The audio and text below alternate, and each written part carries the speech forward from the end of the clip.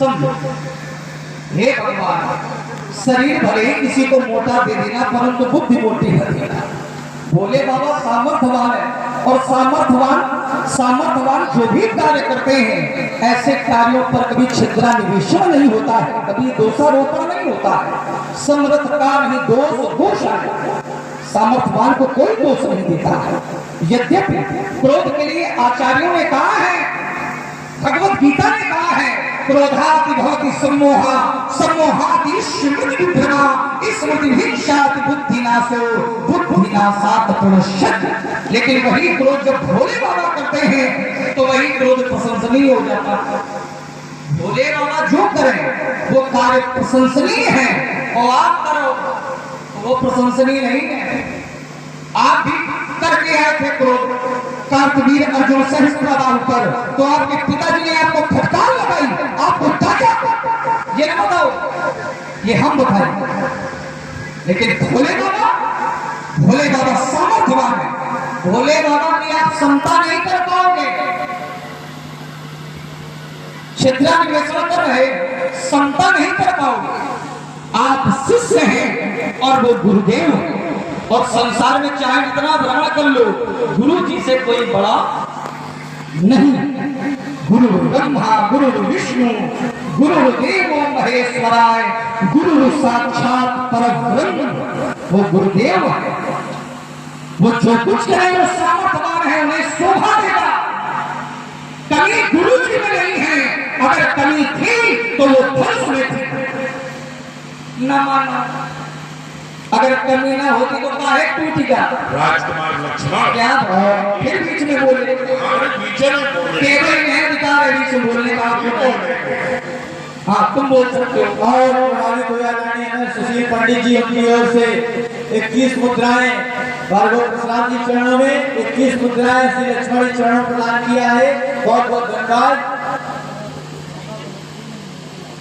और ये आगे भागवत कमेटी मोतीलाल जी उनकी ओर से 21 मुद्राएं भार्गव प्रसाद जी चरण। झूठ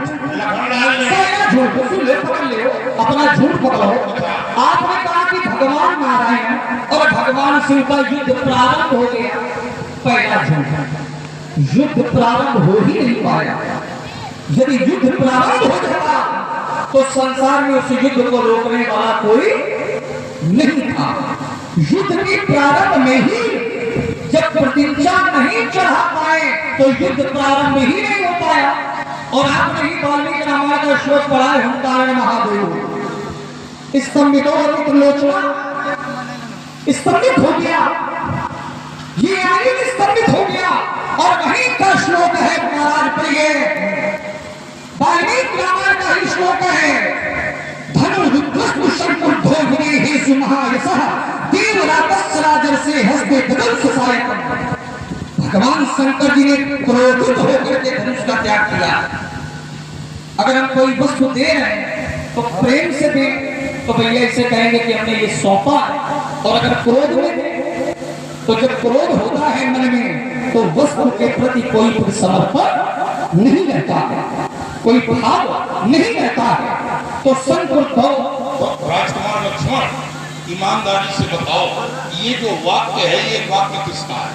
धनुरुद्र संकुद्धौ विदेहेषु महायशा देवराज राजर्षि ददौ हस्ते ससायकम्। ये वाल्मीकि रामायण में परशुराम के द्वारा कहा गया वाक्य है। और जो परशुराम का वाक्य तुम्हें झूठ लग रहा है तो किसी तुम दूसरे का साक्ष्य पढ़ो।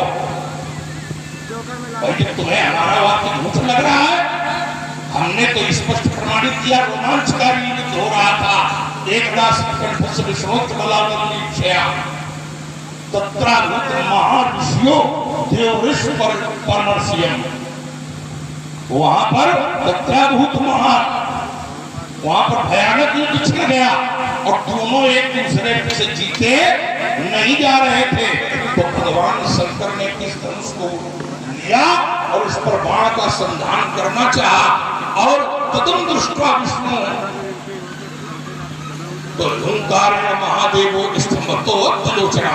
भगवान शंकर भगवान विष्णु ने जब देखा कि अब तो पिनाक पर से बाण आ रहा है, भगवान शंकर चला देंगे, तब उन्होंने हुंकार मारी और भगवान मुस्कुराना है भगवान विष्णु तो माया, ओंकार मार दें तो माया, माया का प्रयोग किया, माया का प्रयोग किया और माया के प्रयोग से देवता भी भ्रमित हो गए, देवता भी भ्रमित हो गए। तो राजकुमार लक्ष्मण कहते हैं तुम झूठ बोल रहे हो और कहते हैं ऐसे बड़े विशिष्ट शब्दों का प्रयोग कर रहे हो, छिद्रान्वेषण। हम छिद्रान्वेषण नहीं कर रहे हैं।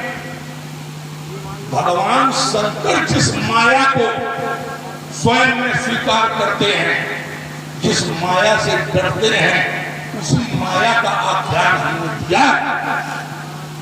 शिव चतुरानन जाहि बेराई, माया से भगवान शंकर चतुरानन ब्रह्मा ये तक भयभीत होते हैं। तो जो माया का प्रयोग किया गया, मैंने माया का प्रयोग बताया, और माया का जहां पर प्रयोग हो तो समझ लीजिए हम गुरु की निंदा नहीं कर रहे हैं।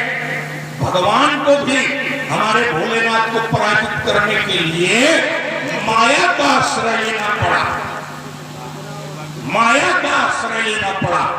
तो इसमें तो हमारे गुरु जी की अपने आप में प्रशंसा हो गई, और तुम कहते हो झूठ बोल रहे हो बाल हरलाल।